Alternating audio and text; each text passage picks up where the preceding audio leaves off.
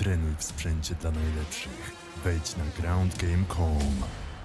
So we have here English voices of KSW, Will and Chris. It's a pleasure for me and an honor to me to have you here. So thank you guys for your time. Us, it's our pleasure. So I promised you that I will have some simple questions. Okay, I didn't lie, maybe a little. First of all, guys, I would like to know what fight during this KSW event tonight was the best to watch and the worst to watch? I think if you look at the best, for me, the win for Beckers, Anita Beckers tonight. She made a great performance. We spoke to her in the van coming to the event, and she was very focused. She was very hopeful for the win. It was a tough opponent for her. So for me tonight, that was the best. The worst fight, there's never a bad fight. But if I have to say what was the worst result, I mean, I have to say the Needco fight was good and bad all in one. Yeah, Chris. I completely agree. I feel like Needco's win was spectacular, but it was unfortunate to see what happened with Kyanchik going down like that. You never want to see that, right? And I don't even think Bogdan wanted to do it, but these things happen in MMA. I think one of the most spectacular was seeing Grzebyk come back. Brian Hooi is so dangerous, and to see Grzebyk well-rounded and disciplined, that was a treat. So, corner of Grzebyk said to him, you don't have to fight with him. We already said, don't fight with him, go on the ground. And he did it in the second round and also in third. So, the question is, do you think that it was a good plan to try to fight each other, to box in the first round and then just go to the ground? This was one fight we never thought would go to 2 rounds, yet alone 3 rounds. We thought it was all going to be over and everyone would be in the shower now, but it was incredible. They both used a lot of intelligence. They knew their opponent was going to come out banging and swinging and hitting big, but they didn't respond. Grzebyk, intelligent fight. That's joined up fighting for me. He really used the noodle, and here is the biggest muscle in the body between the two here, you know, and so he really used it, and I thought it was great. I agree. It's a bit of a psychological trick when you tell somebody, I'm going to go out there and I'm going to stand and only stand, and then you go out there and you change it up. And I think we all know this is MMA and mixed is in the rules. So I think Grzebyk, promises are promises, but wins are wins, and that was the win. Yeah. So welterweight in KSW now is very interesting division. I think that when we have in the top Bartosiński, who is, wow, well-rounded, a good fighter, also undefeated, still undefeated, do you see the rematch with Grzebyk, or maybe you see a chance for Igor Michalishin, who wants to fight for the belt? For me, Adrian Bartosiński is the perfect fighting machine. I love what he does. The thing about Bartosiński is, and I call him the Frank Sinatra of MMA, because he's so laid back and he does what he does so easy, and it's come fly with me. And I think you've got to be a top mentally, physically, top tier fighter to take on Bartosiński. I think he's going to be there for a long time. They'll all come, and you can have a bad night. And in MMA, when you have a bad night, if you're a champion, it's disastrous. But I think Bartosiński's cool enough to be able to take everything in his stride. That's my opinion. I'd love to see either. I hope that either way we get to see Michalishin or Grzebyk fight quickly again. And I hope we get to see Bartosiński quickly back, because nobody wants to see the division held up. So I think either match is interesting for me. And Bartosiński's a tough mountain to climb. Yeah. So champion Wikłacz is going to defend his belt on KSW Colosseum, but still there is Sebastian Przybysz, who is in the back, and he still waits for his chance to get back the belt. Do you see a fourth fight between those two guys? I think it's got to happen, and I think tonight Przybysz sent a strong message. He was winning that fight in the stand-up, but he went to the ground in the second, and I think that was to send a message to Wikłacz to say, listen, I can hang on the ground, I can make it happen as well, so I'm coming back. You know, a bad night in MMA is a terrifically horrendous night. So I think Przybysz, any champion that loses, has had a bad night. Przybysz has shown his class, but so has Wikłacz. I think they've got to come together again. I agree. I mean, for me, it would be one of those things where had Sebastian Przybysz fought the way he did in the first round tonight, in the first round against Jakub Wikłacz, it might have been a very, very different result. And had he been as composed as he was on the ground in rounds 2 and 3 against Jakub Wikłacz, it might have been a different result. So I want to see the fight. They're two talented guys. They're two Polish, high-level, well-rounded mixed martial artists that carry the flag not only for KSW, but I think worldwide in MMA. Yeah. Great. So if you would be the ones who give the bonuses after this event, what would it be? Whose fight? That's So a the tough submission? question. I'm going to go Varela, knockout of the night. It was a very, very... Let me have a look at the card. Yeah, for sure. It was such an organized fight where his footwork and his distance management on the outside was the difference. Against the dangerous Gracjan Szydzinski, who looked better, who looked quicker than against Mircea, right? And Varela made him look ordinary with the rear teep and the switch up to the knee and then the finish. I mean, it was just poetry in motion. That for me is a knockout. I agree. I think Varela. Szydzinski, I spoke to him before the fight. This is a guy with 100+ amateur boxing fights. I mean, we know he stands and he bangs, but you've got to be pretty creative to get around what Szydzinski does. And I think tonight Varela was able to do that. He's scary. Szydzinski is scary. You know, in fact, I'm sure if he wakes up at night too quickly, he scares himself. You know, and I think it was a big call tonight. So yeah, I think if there was a bonus check, Varela. Also, submission, and I think Bogdanenko needs that, right? Kianchik took him down and was in a dominant position. And you could see the adjustment from Nico saying, okay, I'm going to re-guard. He closed his guard, and then boom, the hips went, right? It was just like Fedor Emelianenko, straight off his back. And I love seeing that. Close guard like that at that weight. Spectacular. So we thought that there will be no fight for the 3 or 5 rounds, and we had 4? Yeah. 4. So what about fight of the night? Well, I said right at the beginning of this that this card looked like the mafia's hitman list. You know, everyone on there was a hitman that you would send out to do the job. It went the distance. I think for me, fight of the night, I think Hooi and Grzebyk. I think they showed intelligence, both of them, and I think they showed huge heart. Neither of them are used to going into the second round or the third round, and when they did, that in itself is a psychological shock. They handled it well. It was intelligent, it was mature. We thought they were just going to go in there and, you know, it was going to be a slugfest, haymakers, but they really gave a good account of themselves in terms of technicality and skill, so I think that tonight. I agree. I mean, the numbers don't really tell the whole story. 30-27, I think 30-26 on one of the scorecards. Dominant win on paper for Grzebyk, but a much closer fight in principle. So Hooi, I think, showed great takedown defense in some scenarios. Showed a good ability to stand up against the cage. We don't often see that. Great defense, wasn't it? Yeah. He was down and up, you know, incredibly. I thought once he was down, Grzebyk had him, but no, he showed great skills. So really solid. Yeah, fight of the night.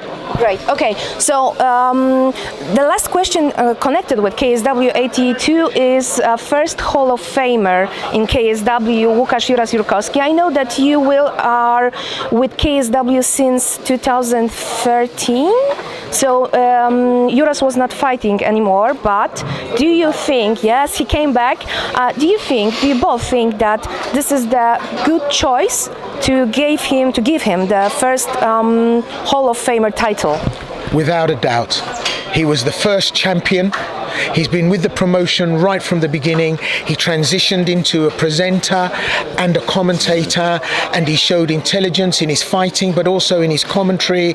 He's a great person. He's a great ambassador for MMA and for KSW, and without a doubt, for the first one, it had to be him. And it's interesting, you know, because when I flew out from Heathrow, I had an extra bag with me with a suit in it, and I paid the extra luggage so that I could bring the suit because I thought it was going to be me. And when they told me it was Juras, I said, I shouldn't have bothered with that extra. Not this time, but you never know. Chris, what do you think? I think so. You know, before I ever joined KSW, I joined a little bit later than Will, but I remember seeing him fight. I remember watching KSW before it was available in English, and I remember seeing Mamed fight. I remember seeing Juras fight. I remember seeing the old tournaments. I remember thinking, man, this is nuts. And what he's done in the sport to bring not only MMA as an athlete, but as a commentator, as a representative of the sport, becoming a mainstream personality from MMA in Polish culture, no brainer. Right. So KSW Colosseum 2, only 3 weeks, and we will be again at the National Stadium. What emotions do you feel when you think about this event? It's huge. It's almost overwhelming. The National Stadium, the amount of Polish heroes there that are fighting for pride and with pride. all representative of something great in the fight sport world in Poland. I mean, it's just huge. And I have to say that, the presidents of KSW have again managed to pull a show-stopping national event.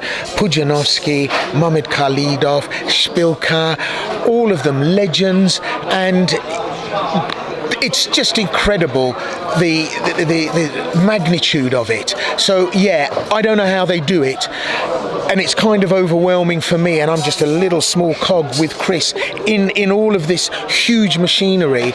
It's just brilliant. It's fantastic. I remember my first show, KSW 32, and my first time meeting you that night and going into the arena and seeing the lights test and the production. And then the journey from there to Colosseum 1 and sort of turning around and looking and thinking, and then hearing the guitar, da-na-na-na-na-na-na-na-na-na. This is what a show is all about. And I think that what they're doing now with Colosseum 2 is exactly what you want to be doing in MMA in 2023. So I'm stoked. So we are going to see 11 fights. Is there a special fight that you are waiting for mostly? Hard question, I know. I think the real tough fight of the night will be Askham and Khalidov. And I said in the preamble here tonight, Askham has trained and he's asking for a 2-1 win. Mamed is trained and he's calling for glory. And I think there's two different motivations there.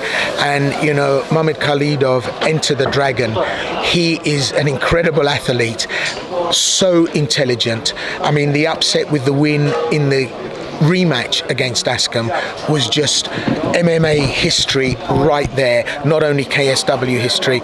And it's, for me, that win represented more than just a physical attribute of Mamed. It was an intelligent attribute. I think if Mamed had lived a different time, he would have been a great general of a great army that had a great victory when he was hugely outnumbered, I really do. It's that intelligence that he has to understand the battlefield and what's at stake. So for me, that's the one. It's an emotional one. Yeah, it is. Zhukovsky Parnas. Wow, okay. And the reason is Zhukovsky injuries is coming back. Parnas, 2 belts, one of them an interim belt. One of the biggest superstars in KSW that has been brought in from outside Poland. And Marian has the style to make this, I think, a very, very intriguing fight. So I think stylistically it's important. I think also in the concept of being a true superstar in KSW from an international perspective, it's important. And it's technically a fight where you look at it and you think, how's it gonna go? Yeah, great. So we know the biggest stars of KSW because they will fight at Colosseum. But who do you think will be a big star in the next 2, 3, or 4 years? Who is the future of KSW when you see those young fighters who are fighting yet in a KSW cage? Our first fight this evening had a fighter. Yeah. Unbelievable, right? I mean, unbelievable performance. And Viktor Zalewski is one of those guys that training out of Octopus. It was like Gym of the Year, wasn't it? Yeah. Viktor Zalewski, he's training in... Or is he WCA? Yes. WCA. Yeah, Again, though, another top-level gym, right? Yes, of course. And we mentioned Octopus. We've seen some great fighters from Octopus. I believe actually that was... David Peposki will be happy to hear that. Yeah, I know. And no, Octopus is the feeder gym now for, we used to look to Germany, to Dusseldorf, with EMC and Soldich and Erko Yun. They were the feeding fighters UFD to take gym. on, UFD, to take on, but now it's all homegrown. It's WCA and it's Octopus Gym Vuj. And it's homegrown, it's organic, and that's even better. And they are doing magic because the atmosphere there in the club is just unique, I think. So they love each other like a family, they care about each other, and also they support each other. So you can see it in every fight. Yeah. I think there's two things, right? We've seen these gyms bring in young fighters who become very, very good at 2 or 3-0. And we've also seen them bring in other fighters like, I think of Eric Josek. He's like a kickboxer who's come in and looked insanely good in MMA. And then I think he's Unique Fight Club, right? But again, they're putting out great conversions. So we're seeing this happen on a grassroots level with people who are experienced martial artists and also very young. So this for me is... Thank you. Oh, sorry, I just flashed back. I flashed back to KSW number 16. This for me is important for the future, is the building and the Yes. building at the grassroots level. Yeah. Okay. So, I would have a lot of questions for you, but I know that you have the studio. So, one last from me. Are we going to see your duo or trio during KSW Colosseum? Because I don't see Krzysztof. Krzysztof didn't make it this time because of some commitments that he had, and because it was a studio, there wasn't the big audience. So we said, we can manage without you. But yeah, I think very much so, because we love his input.